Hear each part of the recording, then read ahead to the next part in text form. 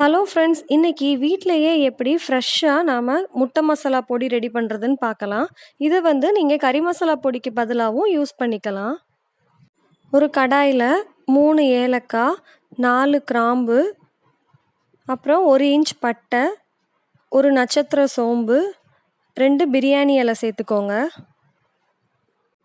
இது கூடவே 1 table spoon அளவுக்கு மல்லி, 1 டேபிள் ஸ்பூன் மிளகு,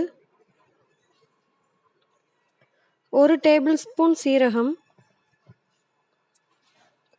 1 டேபிள் ஸ்பூன் சோம்பு, 2 காஞ்ச மிளகாய், 1/2 டீஸ்பூன் வந்து கசகசா சேர்த்துக்கோங்க. எல்லா பொருட்களும் சேர்த்ததுக்கு அப்புறமா மிதமான தீயில வச்சு வறுத்துக்கோங்க. தீ ரொம்ப அதிகமாக இருந்துச்சுன்னா நாம் சேர்த்துருக்கிற பொருட்கள் எல்லாமே சீக்கிரமாக கருகி போயிடும். அதே மாதிரி இது ரொம்ப நேரம் வறுக்கணும்னு தேவையில்லை, 2 நிமிஷம் வறுத்தோம்னாலே போதும்.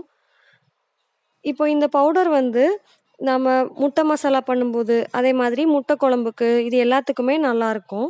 அதே மாதிரி கறி மசாலா பொடிக்கு பதிலாகவும் இதை நாம் எல்லா குழம்புகள்லையும் சேர்த்துக்கலாம். ரொம்ப நல்லாயிருக்கும் வீட்டிலே அரைச்சிருக்கிறதுனால. இப்போ இது எல்லாமே லைட்டாக நம்ம வறுத்தாச்சு.